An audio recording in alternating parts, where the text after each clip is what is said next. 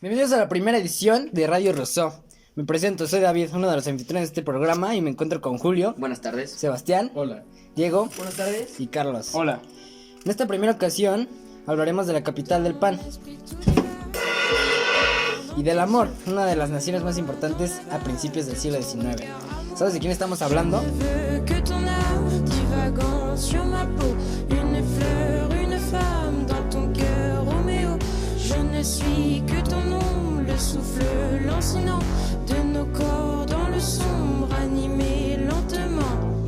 Ay, pero qué bonita es Francia. No todos tenemos la oportunidad de conocerla. De hecho, solo uno de nosotros ha tenido la dicha de pasearse por sus calles, nuestro compañero Julio. Y por ello vamos a hablar de este país, su cultura, cómo es su gastronomía, su historia, su arquitectura, arte pictórica, entre otros. Además de su clima, calidad de vida, economía y otras cosas.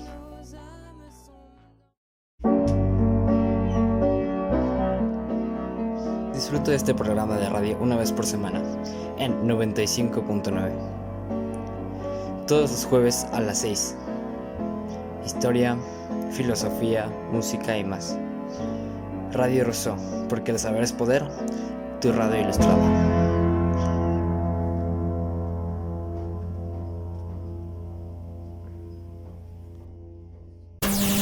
Regresamos con Radio Rousseau.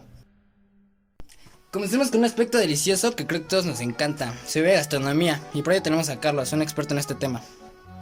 Adelante, Carlos. Gracias, David. Pues comenzaré diciendo que la gastronomía francesa es reconocida por su variedad de refinamiento, por lo que actualmente es considerada una de las mejores gastronomías del mundo. Y sus principales productos son la mantequilla, los lácteos, como el queso principalmente, tomates, las hierbas finas, carne de cerdo, con las salchichas, entre otros. ¿Por qué no nos cuentas un poco acerca de algunos platillos característicos de esta nación? Creo que todos aquí recordaron la película de Ratatouille, ¿no? Sí, clásica. Pues en esta película hay un platillo precisamente llamado Ratatouille. Y este no solo de la película, sino que también es un platillo conocido de la gastronomía francesa. En este se prepara con diversas hortalizas, es un plato natural de Niza y de la región de Provenza. Comida vegetariana, aunque no tan saludable, ya que consiste en freír aceite cada uno de los vegetales. Después tenemos el coq au vin, o también conocido como el gallo albino. Este es quizá el plato más famoso de la cocina de Occidente, el cual ha recibido el puesto del plato nacional de Francia. Ay, creo que todo se nos hizo agua a la boca con esos manjares franceses. Al ver de Ratatouille me vino a la mente el siguiente tema. Los dejo con esto. Les rêves des amoureux sont comme le bon vin. Ils donnent de la joie ou bien du chagrin. Affaibli par la faim, je suis malheureux. Pas longtemps chemin, tout ce que je peux, car rien n'est gratuit dans la vie. L'espoir est un plat bien trop vite consommé. À sauter les repas. Volvemos después de este tema, el festín, para continuar hablando de la lengua de este país. Sé que es una de las más románticas, y por este tema tenemos a nuestro músico Sebastián. Gracias, David. Pues como varios de ustedes ya infirieron, en Francia se habla el francés, pero del tipo moderno, y su origen viene de que el francés que habla actualmente una amplia población francófona comenzó a uniformarse con la llegada de Carlomagno sobre los galos y francos del siglo XVI. La historia del idioma francés moderno surgió con la combinación del latín y el provenzal. Este idioma pertenece al grupo de las lenguas romances. En la actualidad, el francés se usa como el idioma oficial de 22 países. ¡Qué interesante! Bueno, ahora David les hablará un poco acerca de su arquitectura. En Francia existen tres estructuras muy reconocidas, de las cuales les voy a hablar: la Torre Eiffel, la Catedral de Notre Dame y el Palacio de Versalles. El primero, la Torre Eiffel, se construyó principalmente como una antena de telecomunicaciones. Sin embargo, esta finalmente fue expuesta en una exposición nacional de Francia, celebrando un centenario de la Revolución Francesa. Es por ello que tiene esta forma y tiene una altura de más de 324 metros. Creo yo que por esta razón es que los turistas acuden mucho a esta, por su gran altura y por lo que representa la celebración de un centenario después de la Revolución Francesa. Después tenemos a la Catedral de Notre Dame. Esta viene del barroco, periodo del cual se caracterizó por tener estructuras góticas. Les explico. Si tú ves una gota, en la parte de arriba se va a formar como una pequeña punta. En estas estructuras, digamos al final de cada torre existe esta forma de gota. También tiene, más bien, fue construida por orden del obispo Maurice de Sully y recibió el nombre del bosque gracias a su gran cantidad de vigas de roble. Y finalmente tenemos el Palacio de Versalles.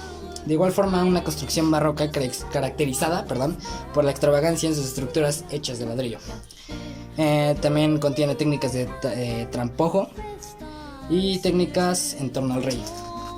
Estas tres obras creo yo que es la razón por la cual existe muchísimo turismo, muchísima concentración de turismo en Francia.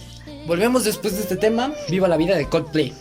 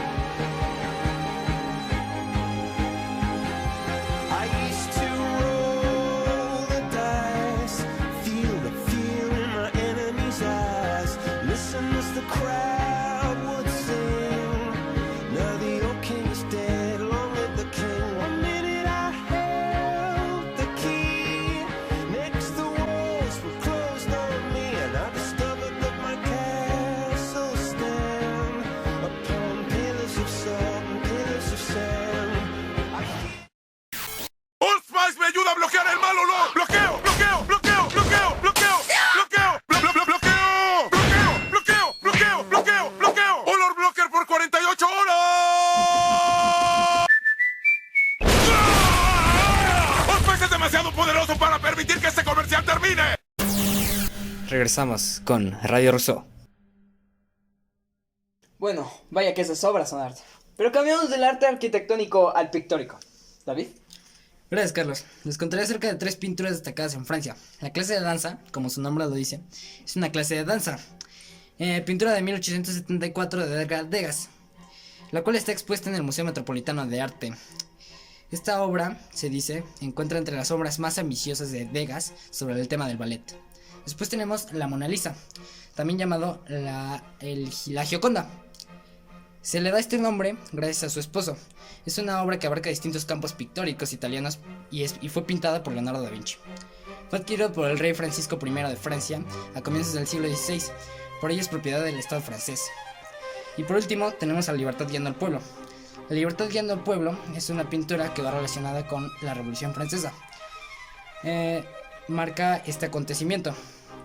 La Libertad guiando al pueblo es un cuadro muy relacionado con la Revolución Francesa, el cual fue pintado en 1830 y conservado en el Museo del Louvre de París, y es uno de los más famosos de la historia. Gracias, David. Y hablando de la Revolución Francesa, este acontecimiento histórico marcó a Francia e inclusive a otras naciones. Cuéntanos más acerca de eso, Diego. Gracias, Carlos. Precisamente hablando de la Revolución Francesa, esta fue uno de los acontecimientos más importantes, llamada la Madre de las Revoluciones, ya que fue la primera y la más importante la cual recibió este nombre, ya que impulsó muchas otras revoluciones, entre ellas la mexicana. Este suceso consistió en un conflicto social con diversos periodos de violencia a otras naciones de Europa, que enfrentaban a partidarios y opositores del antiguo régimen. Se inició con la proclamación del Tercer Estado en 1789 y finalizó con el golpe de Estado de Napoleón Bonaparte en 1799. Si bien de que la Primera República cayera tras el golpe de Estado de Napoleón Bonaparte, me parece muy interesante cómo esta revolución cambió la forma de ver al mundo en muchas naciones. A continuación les contaré acerca de su clima. Bueno, el clima en general es templado, pero presenta gran cantidad de climas debido a su diversidad geográfica. En la costa suroeste el clima es mediterráneo, con poca lluvia durante todo el año. Su temperatura es regularmente baja, pues está ubicada en una región fría europea.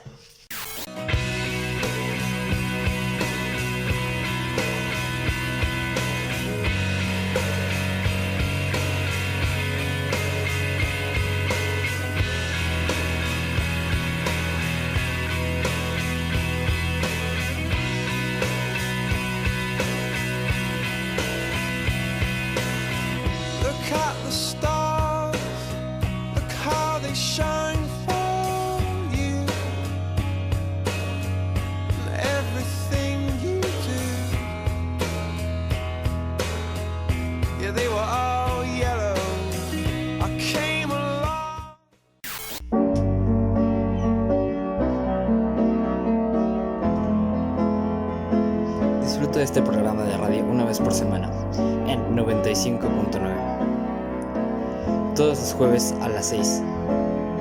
Historia, filosofía, música y más. Radio Rousseau, porque el saber es poder, tu radio ilustrada.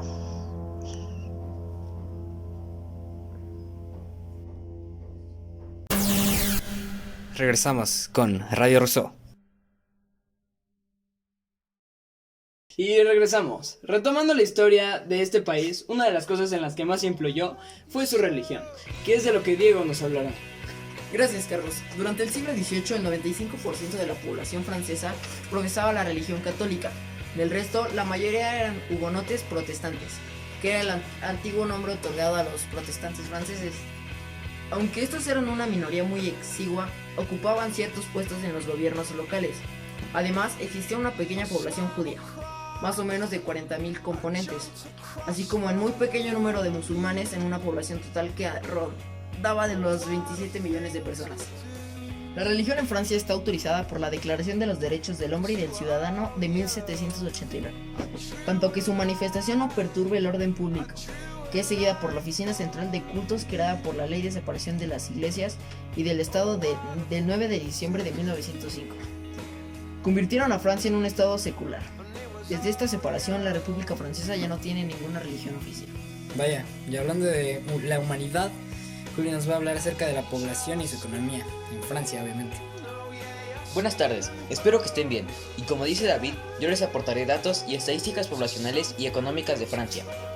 En Francia hay más de 67 millones de habitantes en una superficie de 549.000 kilómetros cuadrados.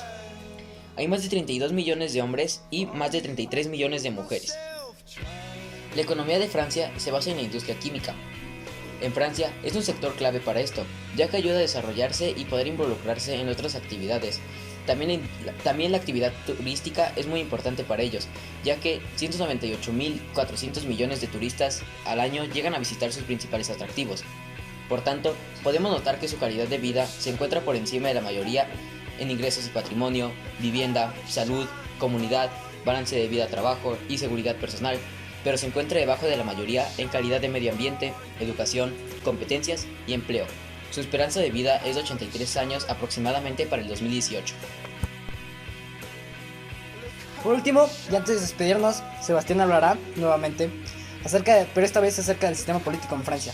Bueno, el sistema político de Francia se conforma por tres características. Primero, es un estado unitario. Esto es una forma de estado donde el poder está concentrado. Es decir, existe un solo centro de poder que extiende sus acciones a lo largo de todo el territorio del respectivo estado. Asimismo, tiene semipresidencialismos. Un sistema semipresidencial o un régimen semiparlamentario es un sistema de gobierno en el que existe un presidente junto con un primer ministro y un gabinete, y los dos últimos son responsables ante la legislatura del Estado. Y en general, es una república constitucional. Una república constitucional es una forma de Estado que opera bajo el sistema de separación de poderes, donde el jefe de Estado no es un monarca y ostenta todo el poder ejecutivo, mientras que los representantes de los ciudadanos reunidos en un cuerpo legislativo ostentan el poder legislativo, además de que ambos poderes son elegidos por los ciudadanos, excluyendo todas las demás formas de nominación, y que sus decisiones están sujetas a revisión por parte de una judicatura independiente. Muchas gracias por acompañarnos en esta primera edición de Radio Rousseau. Esperamos puedan seguir acompañándonos en este programa hablando de más temas. Gracias por escucharnos y hasta la próxima edición.